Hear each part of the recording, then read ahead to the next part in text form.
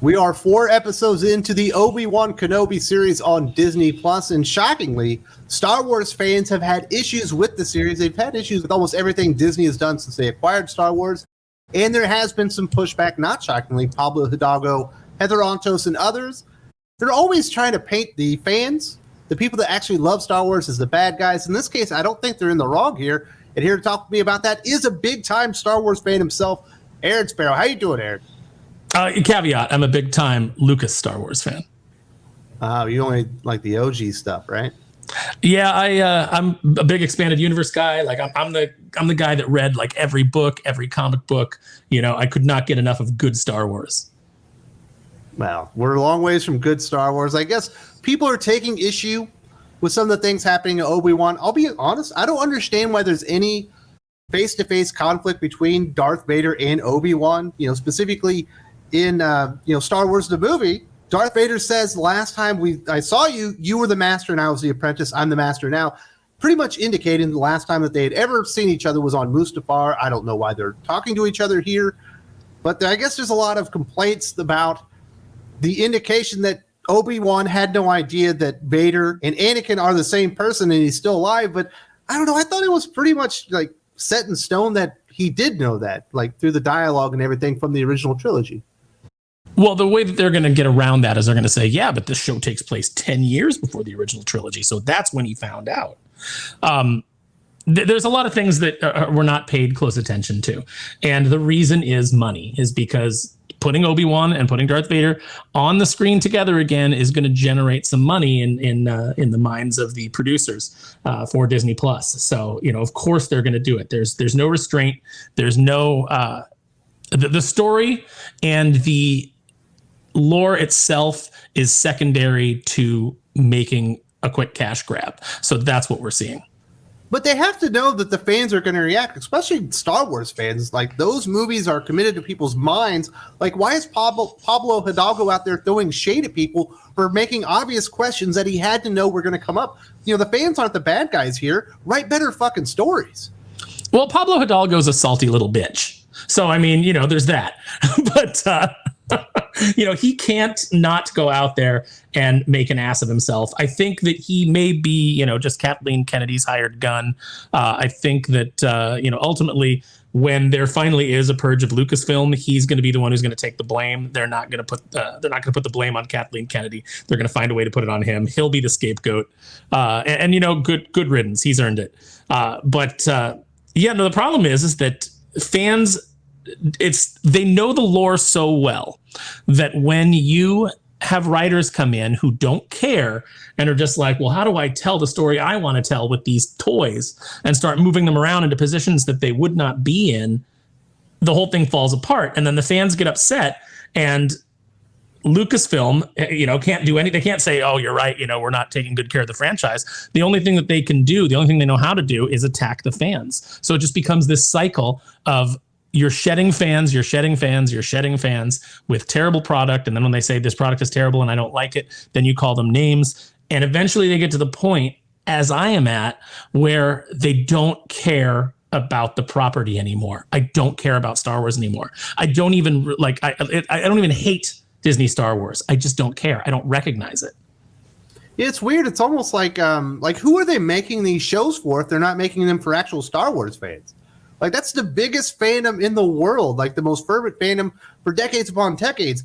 You should be kissing these people's asses and hoping that they're buying into this stuff, but it feels like they don't think they're important. I don't even know who it's for.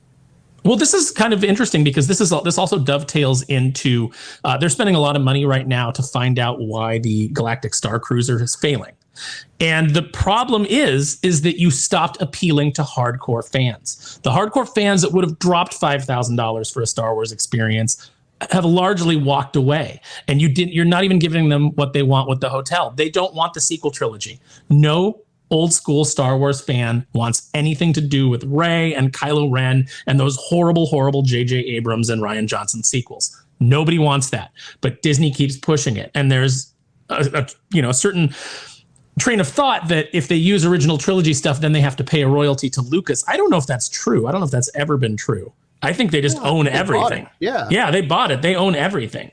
So it seems to be more of a creative decision in that, there's certain people within the company, perhaps Kathleen Kennedy, perhaps others, that want to put their stamp on Star Wars and make it about what they want it to be, as opposed to what it is, which is why you're getting Leia as the main character of the Obi-Wan show instead of Obi-Wan Kenobi. You're getting Reva as one of the main characters instead of Obi-Wan Kenobi. They're not interested in telling stories about the character that people are invested in and that people care about. They're trying to create these new characters to replace those characters. And your regular fans are going to be very resistant to that.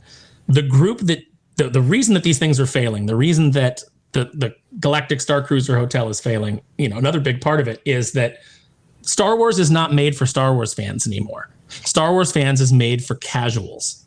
It's made for somebody who will buy a shirt, somebody who's like, oh my God, I love Kylo Ren, and wear a stupid shirt with his face on it. They'll buy a pin. That's who it's being made for. And the reason that the Star Cruiser Hotel is failing, aside from the fact that it's based on movies that nobody likes, is that it's far too expensive for a casual. Oh, yeah. The only people that want to go and drop $5,000 on a hotel room are guys like our age that are like over 40 years old, that have families that have been dreaming for the day when they could stay in a Star Wars hotel, like with their boys or something. Yeah, no, that's exactly it. And, I have some friends who are like, oh, I loved episode 4 of Obi-Wan. I don't know what everybody's complaining about. And it's like, yeah, well, because you're a casual. And they get like really upset. Into Star Wars. Yeah, you're not that into Star Wars. And how I know is because when I mention a character from the books or the comics, or I talk about Delta Squad or, something like that, you're always like, who? Or who are these guys? Like when figures come out, you're like, who's this guy? Because you weren't so into it that you went and you read everything, everything else. So the hardcore fans who know the lore, who know what's good, are going to be resistant to this kind of, it's sort of Star Wars, written by people who don't really know or care about Star Wars. It's just some really bad storytelling wrapped in the desiccated skin of Star Wars. And your hardcore fans are going to resist that. Well, speaking of someone that's not really into Star Wars and hasn't probably read it all that much, Heather Rontos used to, I believe, edit the Star Wars line. I think that was her first gig at Marvel. Jordan White hired her for reasons I don't know. But of course, she's out there antagonizing people and trying to explain why the fandom is so bad. And here's some of the tweets that we had. The first one is, we've had live action Star Wars MCU shows on Disney Plus for years now. With every show, we keep hearing the same complaints from a certain sectum of fandom.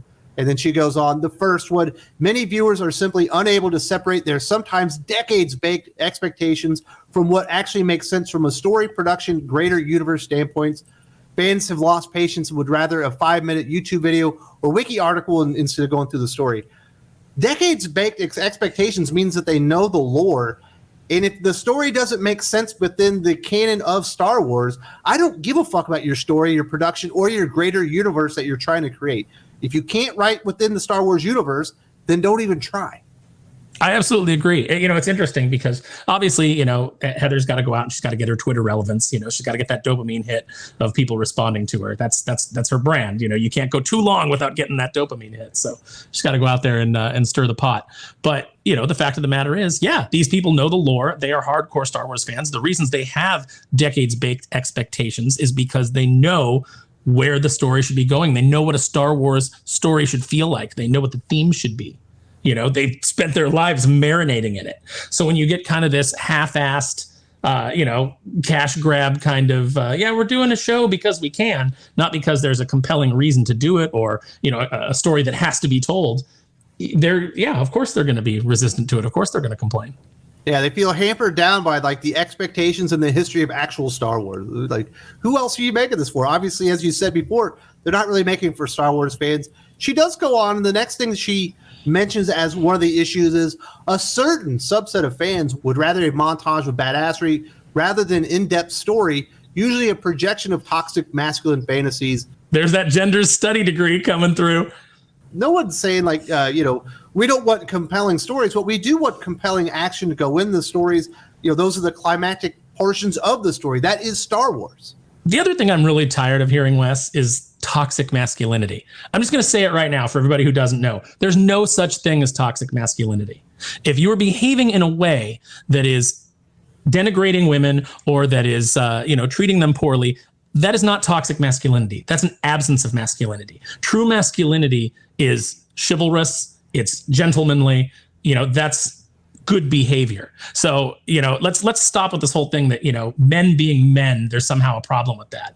Men not being men being male feminists, that's where the problem lies. And that's why those people always get picked up. It's like they're out there virtue signaling to the moon about how, what great allies they are. And then we find out there's a bunch of skeletons in their closet. So, let's stop with this whole idea of toxic masculinity. Let's take your gender studies class from college out of this, and let's just talk about what makes a good Star Wars story. It is called Star Wars for a reason. You have battles, you have technically badassery going on throughout it, and it's not toxic or even masculine for fan expectations to have that in there. Those things are inherently baked into Star Wars, but Heather Ontos would know that because I highly doubt that she's a real comic book or Star Wars fan, even though, obviously she was paid to do some Star Wars editing. This is her final point. Fans are no longer consuming media to enjoy it. They are watching to have a reactionary opinion of good or bad. Curiosity and escapism, or even enjoyment, don't seem to be a part of some people's viewing experience anymore, and that's sad.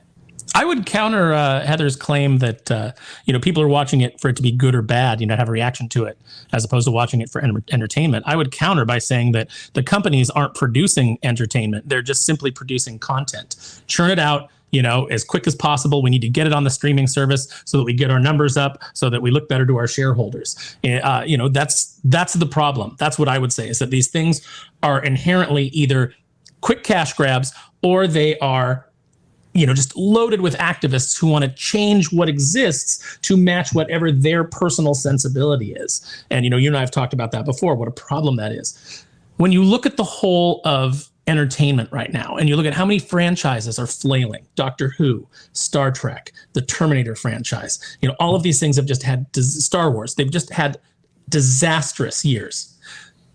Is the problem that all of the fandom has turned against these things and no longer wants them? Or is the problem that the companies have turned away from the fandom? Which one makes more sense? Absolutely. If nothing feels right anymore, it feels like these franchises, they've been taking over. And you're right, they're not considered really ongoing stories. They're not living, breathing universes anymore. They're content farms. We have a deadline, and we're going to put out 3 Star Wars shows this year. And these are the people that we want to do them because those are the messages that they'll put into the shows. And that's what comes out. It doesn't matter if they even had a good idea for Star Wars. It doesn't matter whether Star Wars fans enjoy any of this stuff. But, they got to meet their deadlines or whatever. Yeah, it's more, more things out there so that there's more things on your sheet when you say like, oh, look, we had this many viewers, we had this many signups. It's because you put out a new thing, and that new thing's not satisfying. And then enjoy it and consume more product.